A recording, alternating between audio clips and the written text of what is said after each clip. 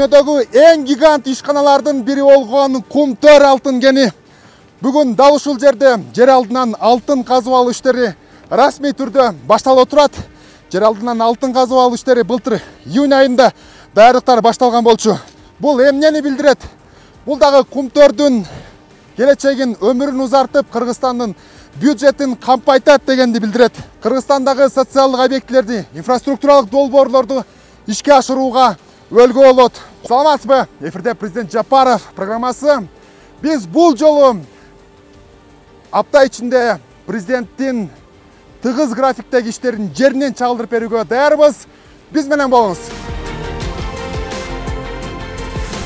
Эми Кумтөр Голд компания ишканасы алтынды жер астынан казып алат. 27 август аталган самалыкка президент Садыр Жапаров өзү катышып, кенди жер астынан казып алуу долбоору менен таанышты. Рудный зоналарыбыз, burada жайгашкан жерлерибиз, биз азыр бул жерден кирип баратабыз. Бул жагына кетебиз, бул жагына кетебиз, ушул жерден алабыз. Эң баш жагына. Эгемен Кыргызстандын тарыхында эң ири долбоор, ошол эле кезде убагында эң чоң аферага айланып, Кумтөрдү чет элдиктер иштетип турган маалда кенден чыккан алтынды кызылдай эле четке ташып кеткенин эч ким тана албайт. Эми Кумтөр элдин энчисине айланды. Дагы 40-50 жыл өлкө кызыкчылыгы үчүн, элдин кызыкчылыгы үчүн иштей берет. Элдин кызыкчылыгы үчүн дегеним, акыркы 3 жылда мамлекеттик ипотекалык үйлөр, мына ошол курулуштарга кеткен акчалардын баары ушул Кумтөрдөн түшкөн кирешелер экенин билип жүрүшүңүздөр керек.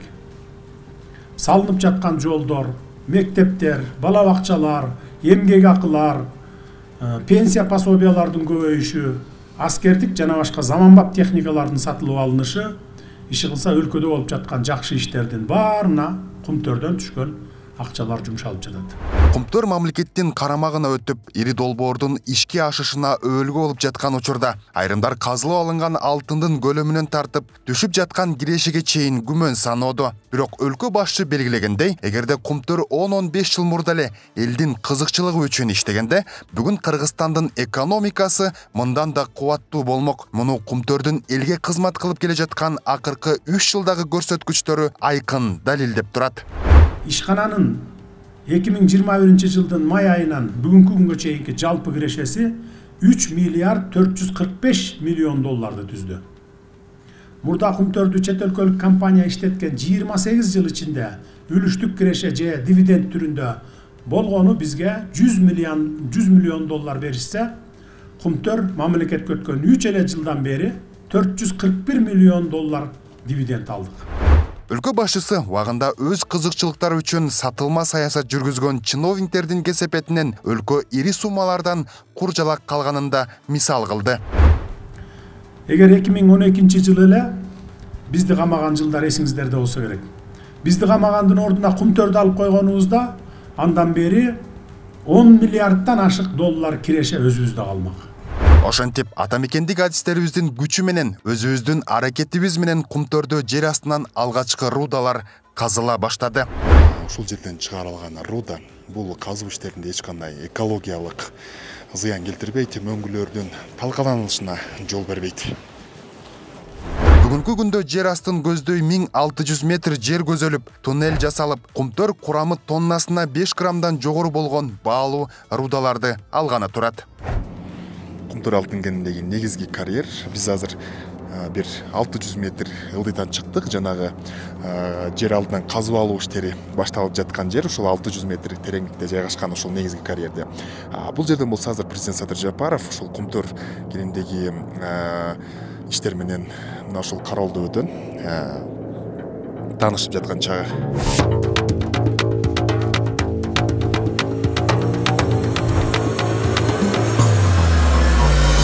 Эл байлыгы эл үчүн кызмат кылып жаткан чакта мамлекет дагы бир эл аралык долбоорду жүзөгө ашыра баштады. Ал Барскоон Бедел унаа жолу ал өлкө бюджетинин эсебинен курулат. 2029 жылы аяктай турган долбоордун зарылчылыгы канчалык деп сиз дагы собол салсаңыз керек. Мындай мен сиздерге айтып берейин, бизде 22 өткөрмө пункту бар. Бул Эркештам менен Төрөгат. Бүгүнкү күндө 24 саат 7 күн Эркештам иштеп атат. Бирок мындай карасак, бул жыл сайын бизде жүк ташуу көбөйөт атат, абдан көбөйөт атат. Бул бир. Ошон үчүн бедел 3-чү өткөрмө пункт болгондо биз эми мамлекет катары бизге президент берип атпайбы, айтып атпайбы, биз хаб болуш керекпиз. Биз аркылуу кандай жүк болбосун биз шарт түзүп беришекпиз. Экинчи маселе дагы сиздерге дагы айтып берейин. Эгерде бул жолду ачылып калса, ачылат Кудай бурса, Бишкекке чейин, мисалы Урумчидан Бишкекке чейин келиш 500 километрге жакын жол кыскарат и 10 саатка убакыты кыскарат.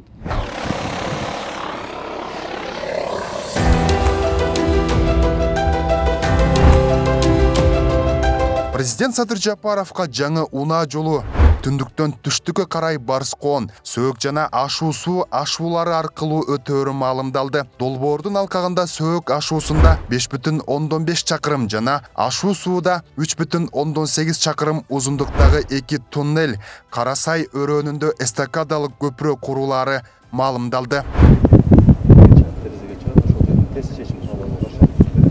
Иш-чарада мамлекет башчысы бул күндү Кыргызстандын жаңы тарыхындагы маанилүү окуя катары белгилеп, Кыргызстан тарыхый улуу жибек жолунун миссиясын жаңы шартта улантып жатканын баса белгиледи.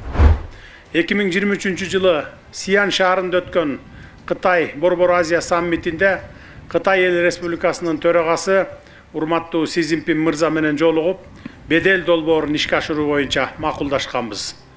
Ошол күндөн тартып бул маселе менин жеке көзүм өнүмдө турат эле. Кыска убакыттын ичинде көптөгөн кыйынчылыктарга карабай, олуттуу иштер аткарылды.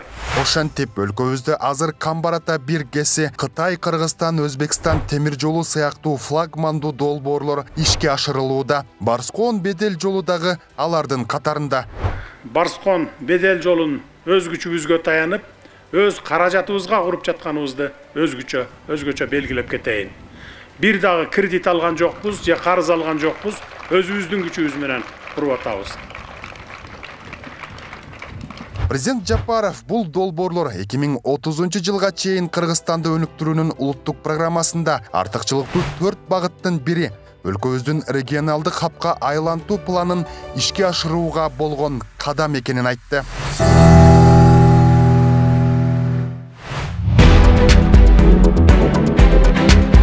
28 август өлкө башчысы Бишкек мэриясынын электробустарды жана газ менен жүрүүчү автобустарды тейлөө борборунун ачылышына катышты. Жалпы аянты 4,7 гектар болгон жаңы комплексте оңдоочу жайлар, административдик корпустар жана заманбап инфраструктура каралган. Борбор бир эле учурда 150 автобус жана электробусту тейлөөгө мүмкүнчүлүк берет. Акыркы 2 жылда газ менен жүргөн 1000ден ашык автобустарды сатып алдык.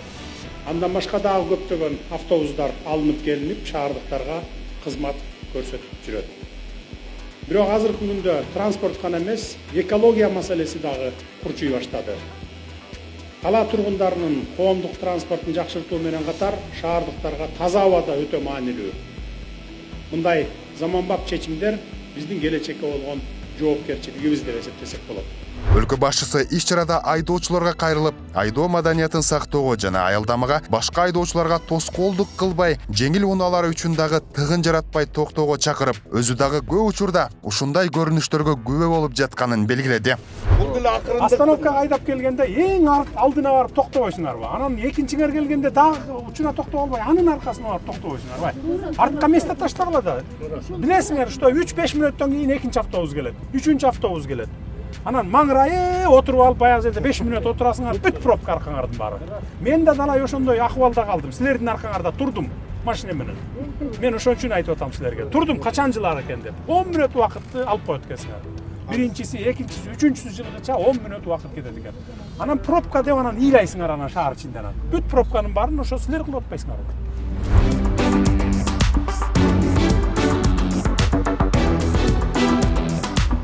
Борбор кала тургундары үчүн жаңы парк. Президент Садыр Жапаров Бишкекте Евразия оюн-зоок паркын ачты. 10 гектар жерде элеген паркта 30га жакын аттракцион, спорттук аянтчылар жана эс алуу жайлары бар. Кирүү акысыз жана QR код аркылуу ишке ашат.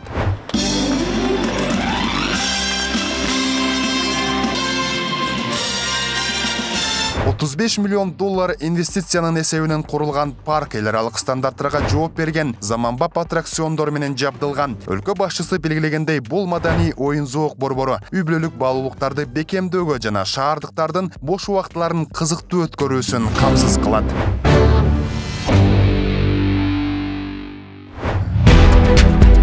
Президент Садыр Жапаровдун мындан аркы иш сапарлары Ордолу Ош шаарында уланат. Айтмакчы, бул жолку чыгарылыш эгемен Кыргызстандын 34 жылдыгына арналып жатат. 2026 жылдын 1-чейрегинде мына ушул мамлекеттик ипотекалык компания тарабынан салынып жаткан үйлөр өз ээлерине тапшырылат. Жалпы 12 кабаттуу 8 блоктон турган турак жайда 543 батир бар. Комплекстин аймагында спорттук балдар аянтчалары, жер алдындагы уна токтотуучу жай, соода жана коомдук тамактануу жайлары каралган. Жалпы аянты 1,3 гектар болгон Асман Резиденс 1 Ош шаарынын социалдык инфраструктурасын жакшыртууга салым кошмокчу. Бул курулуш Ош шаарында жүзөгө ашып жаткан долбоорлордун бир гана тамчысы. Эгемендик күнүн утурлай 29 августта өлкө башчысы Ош облусуна болгон жумушу сапарынын алкагында Ош шаарындагы Терешкова атындагы номер 11 мектеп açtı. 2022 жылдын май айында республикалык бюджеттин эсебинен 700 окуучуга ылайыкталган окуу корпусунун жана 500 орундуу жатакананын курулушу башталган. Өзүңүздөр билгендей, дүйнө тынымсыз, күн сайын өзгөрүп жаткан шартта биз да заман талабына ылайык 150ден ашуун алдыңкы өлкөнүн өрнөгүн улап, 12 жылдык билим берүү системасын өздөштүрдүк жана ал аркылуу окутуунун мазмунун, билим берүүнүн ыкмаларын өзгөртүүгө кириштик.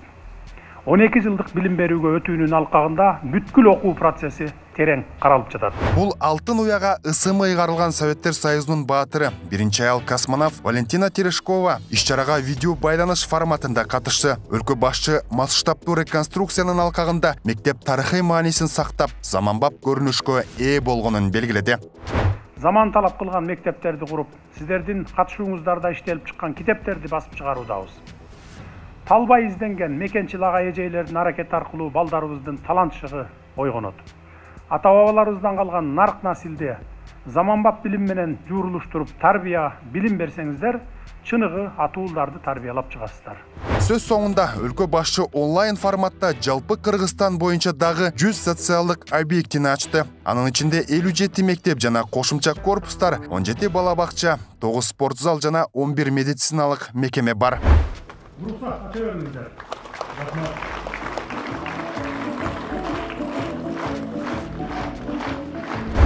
Жыл сайын жүздөн ашык соц объекттерди ачуу ошентип салтка айланып бараткан сыяктуу. Азыр дагы Валентина Терешкова атындагы мектептен кызыл лентасын өлкө башчысы Садыр Жапаров кести. Мындан тышкары өзүңүздөргө болгондой жүздөн ашуун социалдык объект Кыргызстан боюнча онлайн форматында ачылды. Бул болсо жаркыраган жаңы салынган Валентина Терешкова атындагы мектептин имараты. Бул мектеп миңдеген бүтүрүүчүлөрдү тарбиялоодо маанилүү роль ойногон. Арасында депутаттар, министрлер, көрүнүктүү коомдук, маданий жана саясий ишмерлер бар. Баса УКМК төрагасы Камчыбек Ташиев дагы дал ушул мектептен билим алган. Ушул жерден билим алып, классташтарым менен чогуу мындан 40 жыл мурда ушул мектепти бүткөнбүз. Бул мектеп ошол эле мезгилде Союз маалында өтө өзгөчө мектеп болчу. Бул жерде бүткөн биздин бүтүрүүчүлөрүбүз, көптөгөн бүтүрүүчүлөрүбүз жогорку окуу жайларына өтүп, ошолорду бүтүп, илимдүү, билимдүү болуп, тартиптүү болуп, анан ушу мамлекеттик кызмат кылып атышат. Эми негизинен бул мектеп жөн эле мектеп эмес. Бул мектеп интернат. Мектеп-интернат деген бул тарбияны ала турган жер. Ушул жерде жашап, ушул жерде окуп, ушул жерде ошол келечекке умтула турган жер. Мындай билим берүү мекемелеринин ишке берилиши Кыргызстан менен Россиянын кызматташтыгын арттырат, дейт Россиянын мамлекеттик думасынын депутаты. Поздравляю искренне всех ребятишек, которые 1 сентября пойдут на занятия. Пользуясь случаем, всех жителей Республики Кыргызстан с наступающим Днем Независимости, с великим национальным праздником. И, конечно, всех также детей, которые придут в школы которые мы сегодня видели на интерконтинной доске, их не меньше 100, точнее почти 110. Мои большие искренние поздравления. Спасибо.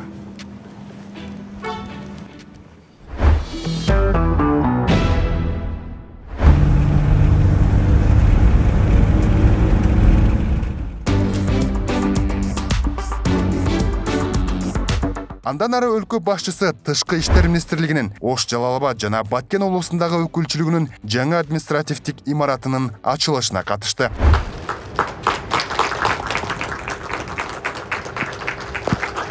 Замандын талабына ылайык курулган комплексте 120 орунду жыйын залы, жолугушуу бөлмөлөрү, ресторан жана консулдук борборлор жайгашкан. Мамлекет башчысы түзүлгөн шарттар менен таанышып, өкүлчүлүктүн ишин натыйжалуу уюштурууну жана жарандарды сапаттуу тейлөөнү камсыздоону тапшырды. Көчө улица Байтемирова 820 метр, бул өзүбүздүн жергиликтүү бюджеттен эме болду.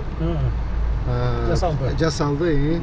Ош шаары жаңыланып деп аткан экен. Жаңы пайдаланууга берилген көчөлөрдү бойлой УКМК төрагасы Камчыбек Ташиев руль башкарып, өлкө башчысы Ош шаарындагы жолдордун салынышы менен таанышты. Ушул августка чейин бизде 33 көчө асфальт төшөө иштери башталды. Болуда азыркы күнгө биз тапшырган көчөлөр да бар. 2025 жылы Ош шаарында жалпы 33 көчөнү куруу иштери колго алынган. Республикалык бюджеттин эсебинен 22 чакырымга жакын 11 негизги көчө капиталдык оңдоодон өттү. Жергиликтүү бюджеттен каржыланып, шаар ичинде дагы 22 көчөтө капиталдык оңдоо иштери жүргүзүлүүдө. Жол оңолгондун иши оңолот дейт кыргызда. Мына ушул жаркап турган жол Өзгөн Мырзаке Каракулжа авто жолу. Бул 30 жылдан бери жасалбай, жергиликтүүлөргө бир топ көйгөй жаратып келген. Эми максималдуу убакытта 4 ай ичинде мына ушундай жаркырап пайдаланууга берилип отурат. Негизи эле жол тармагы президент Садыр Жапаровдун артыкчылыктуу багыттарынын бири болуп саналат. Мындан тышкары Кыргызстанда эл аралык жана ички жолдорду калыбына келтирүү иштери активдүү жүрүүдө. Жакшы болду, мурдагыдан аябай чоңойтtu, кеңейтти. Жолдорду түздөдү баары жогун. Бүгүн жумадан чыгып эле эл келип атат дегенден келип калдым. Жумадан чыксаңыз да жаркырап калып турбайбы? Жаркырап калыптыр баары. Бүтөн бери бүтпөгөн жол мына каттап жүргөнбүз. Жакшы бүтүп, Кудайга шүгүр. Өтө сонун жол болду. Жылыш жакшы.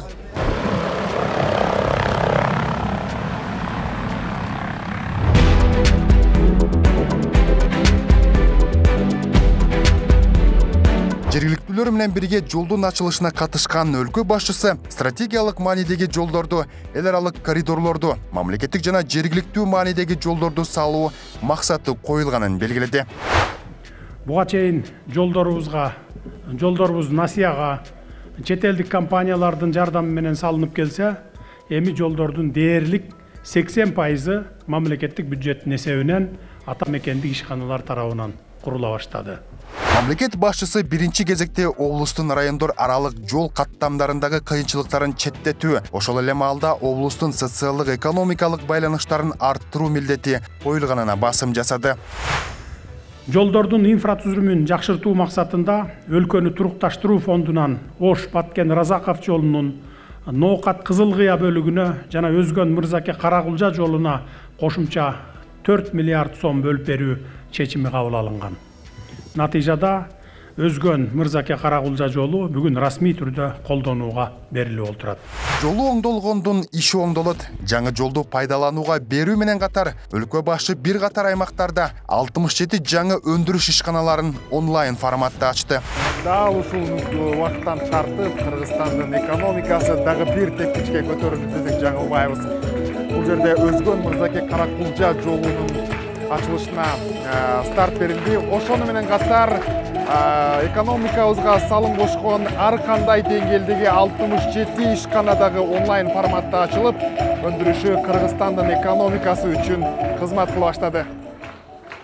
Ачылып жаткан ишканалар айыл чарба өнүмдөрүн кайра иштетүүдөн тартып, курулуш материалдарын өндүрүүгө, текстиль жана өнөр жай тармактарына чейин кеңири багыттарды камтыйт. Долбоорлорду ишке ашыруу үчүн жалпы инвестициянын көлөмү 222,5 миллион АКШ долларын түздү. Анын 92,5% ички инвесторлорго жана 7,5% тышкы инвестицияларга туура келет. Натыйжада 5000ден ашуун жаңы жумуш орундары түзүлдү.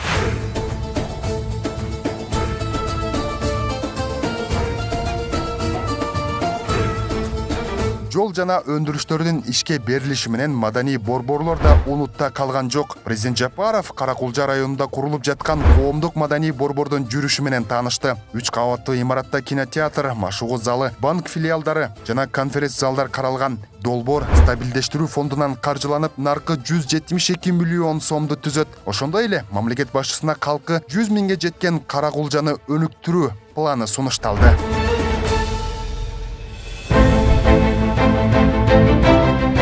30 август президент Садыр Жапаров Жалал Абад облусунда болгон жумушу сапарынын алкагында бир катар соц объектилеринин ачылышына катышты. Алардын бири Жалал Абад облусунун Сузак районунун Миң Өрүк айылындагы Нышанбай Алыкулов атындагы жаңы мектеп.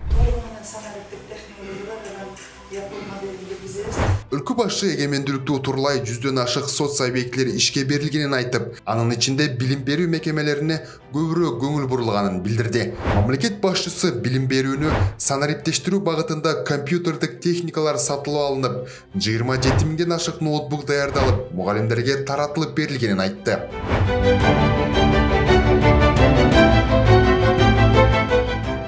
Мамлекет башчысы андан ары карай заманбап кабинеттери, жабдылган чеберканалары, көркөм галереяны жана ыңгайлуу жатаканасы бар жаңы ачылган облустук көркөм сүрөт мектеп-интернатынын ачылышына катышты. Имарат 1906 жылы курулган жана акыркы жылдары пайдаланууга жараксыз авариялык абалда болуп калган. Жаңы көркөм сүрөт мектебинин курулушу 2024 жылдын аягында башталган. Долбоор 100 окуучуга ылайыкталган окуу корпусу бар 3 кабаттуу имарат 4 блоктон турат.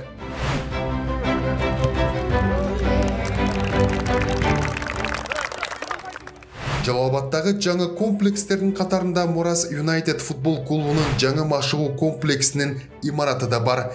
Жаңы спорттук комплекс спортчуларды даярдоо үчүн зарыл болгон заманбап спорттук окуу тиричилик объектилерин бириктирип турат. Бул жерде машыгуу жана турак жай имараттары, кийим алмаштыруучу бөлмөлөр, бассейн, машыгуу залы, ошондой эле көрүүчүлөр үчүн трибуна жана гибриддик футбол аянты каралган. Элди турак жай менен камсыз кылуу башкы орунда мамлекеттик ипотекалык компания тарабынан Жалал Абад шаарында курулган үйлөрдүн арты пайдаланууга берүү алдында болсо, асты ачкы чээлери. Турак жай комплекси 5-9 кабаттуу блоктон турат жана 450 батирди камтыйт. Аймакта ошондой эле балдар жана воркаут аянтчалары, жер үстүндөгү жана жер астындагы унаа токтотуучу жайлар каралган.